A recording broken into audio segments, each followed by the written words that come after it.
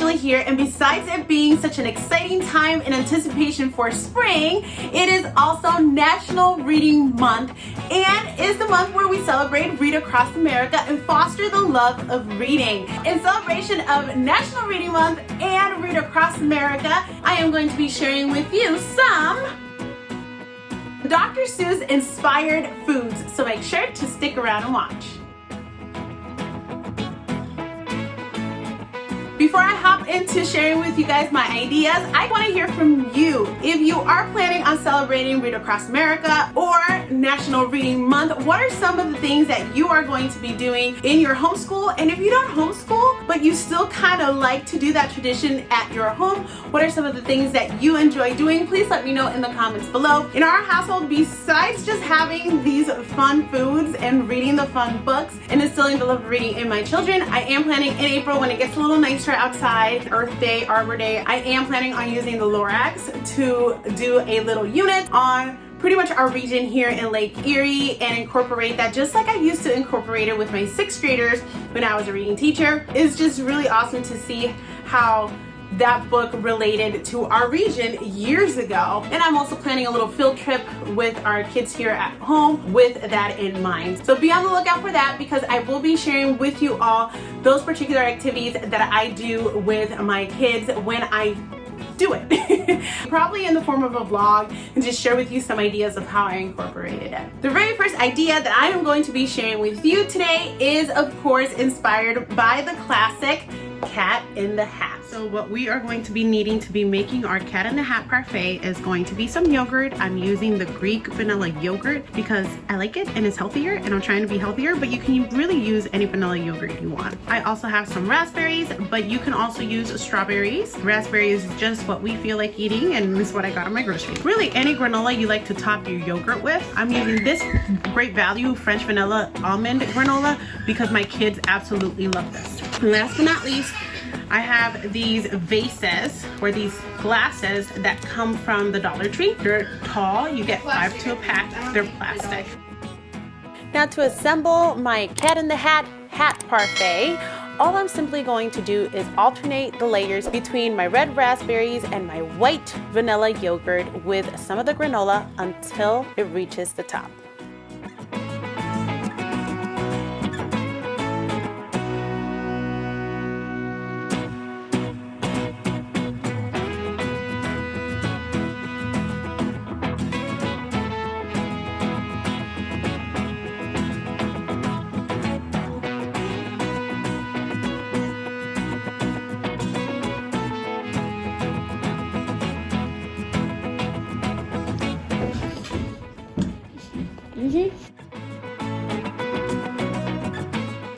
These next 2 recipes are inspired by the mean one, Mr. Grinch. We are going to be making the Grinch's heart pancakes.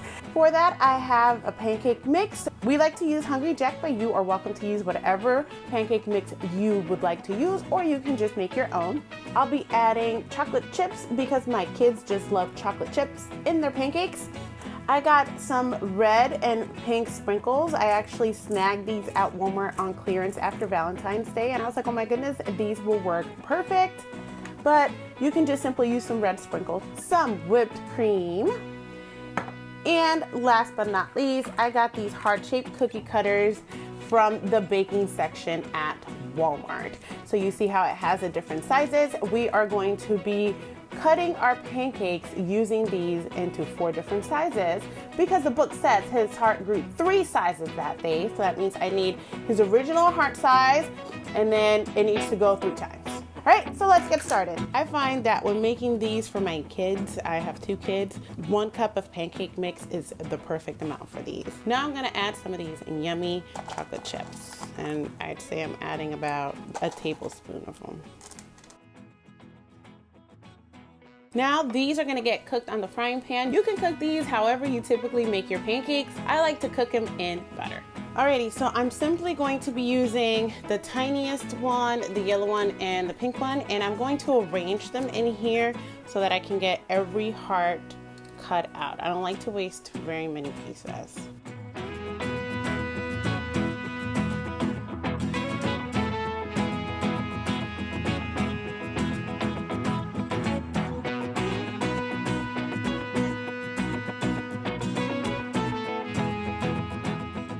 Now to plate these, I'm simply going to start with the largest heart all the way down to the tiniest heart, and then I'm going to use whipped cream and make a nice kind of like a swish at the bottom of them all with the whipped cream, and then finally I'm going to go through and add some of the yummy sprinkles.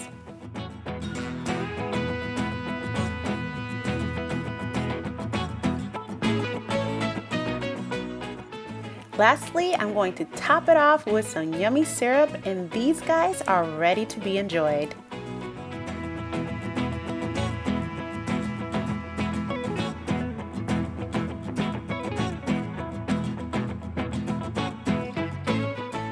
It's so yummy.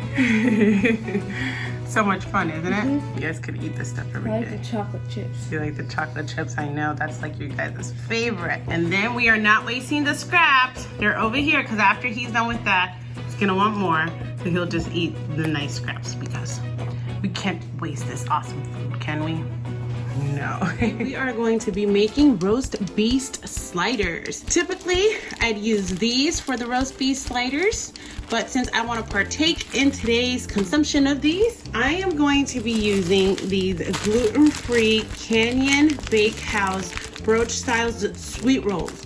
These are new. I haven't seen these before, and I'm so excited about them. I've actually ate one with my dinner the other day, and they have like this vanilla-y flavor. So it's not exactly like the Hawaiian one, but it's still very, very good. So I'm going to be using this for our roast beef sliders, some Swiss cheese slices, some roast beef, a little bit of this mustard barbecue sauce, and I have about, I'd say 1 tablespoon of melted butter, and I'm going to add a little bit of garlic on there because I absolutely love garlic. Just simply taking that, just give it that nice garlicky flavor, and this is what I'm going to be putting on top of my buns. I'm first taking the 4 buns I'm going to be using, and I'm cutting them in half with a serrated knife.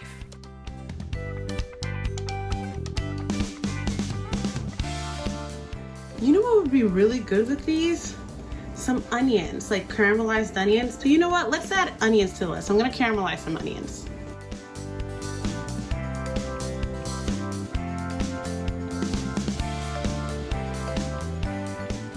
All right, guys, here I got my caramelized onions. Not too many, but just enough. But first, I'm gonna start with my Swiss cheese.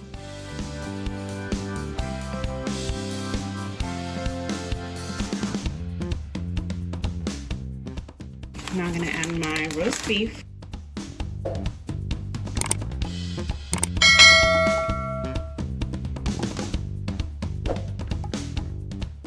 Next, I'm gonna drizzle this yummy sweet golden mustard barbecue sauce. It is absolutely delicious. If you haven't tried it yet, give it a try.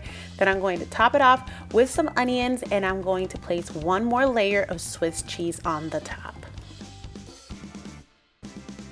Finally, I'm placing the lid of the bun on the top and taking the melted butter that I had with the garlic and placing it all around the top. This is going to make this really nice and crunchy.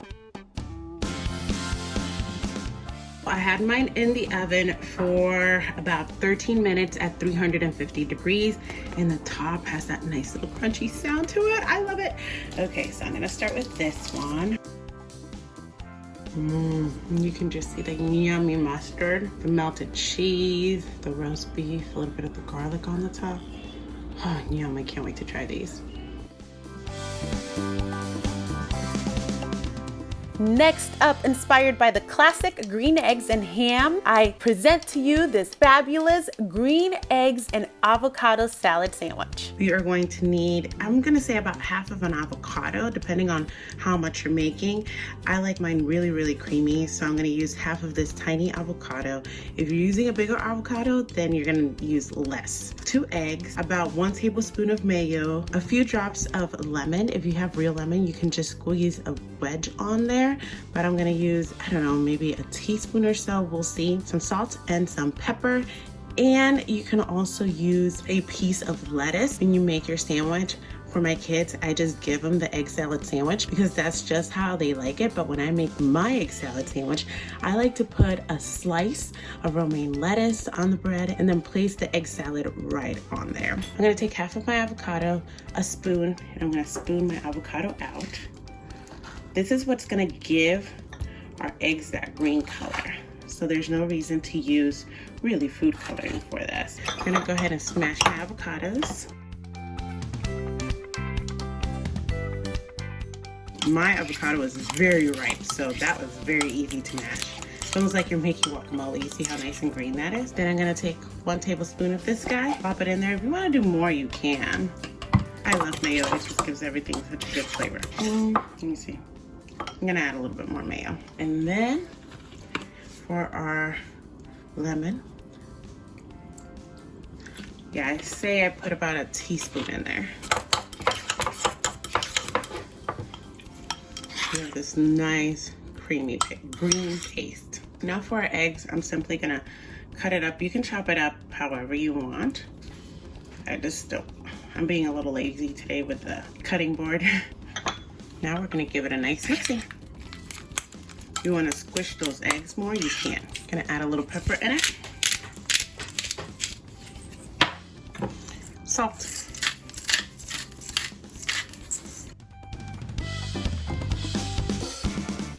See, and you have this yummy, super creamy green eggs. Now we're gonna make our sandwich. I'm gonna start with mine first because I wanna put my salad on mine and I use gluten-free bread.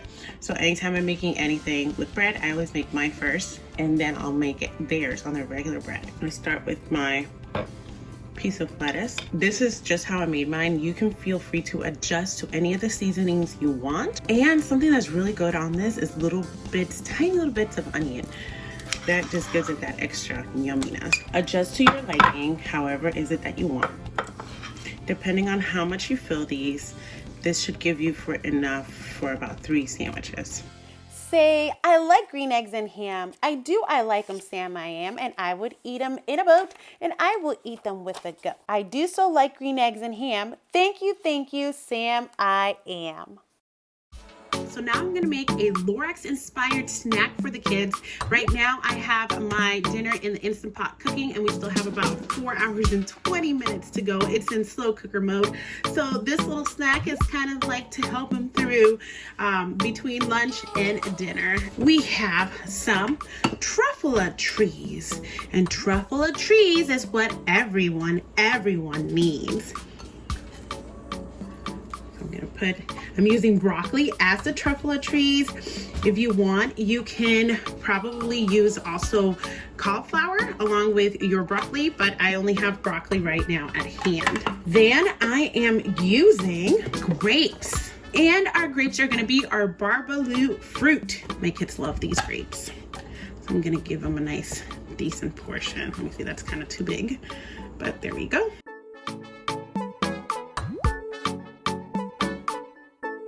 Now we have our teddy bear cookies, and these are going to represent our barbaloots who are always frisking about in their barbaloot suits. And you can buy the smaller ones if you would like. Sometimes the smaller ones you can see them better. These are just so much fun. And they're yummy. And last but not least, we are going to be using goldfish, and these are my Mickey Mouse goldfish, but this is what I have at hand. These are gonna be our humming fishes. You know what? And these little Mickey Mouse ears do look like little bear ears, so we can just say these are the hummingbird fishes with the barbaloots. So much fun. I'm going to say that the ranch is going to be the sloppity slop that makes goopity gup, which in the story is not something that is good. So what has been your favorite Dr. Seuss themed snack or meal up to this point? Roast beast and the Lorax snacks. Ooh, you like what you're eating right now. The roast beef was really good, wasn't it? How about you, Maymay? I like this and this. So you like the fish and the truffula trees? I like the broccoli. So what book are these snacks supposed to be inspiring? The Lorax. Yeah, the Lorax. This one? Mm-hmm. So this one was your favorite, huh? And this one. Now is your turn to go ahead and give these a try. Thank you so much for watching, and if you enjoyed this video, please remember to like and subscribe. I'll see you next time. Bye.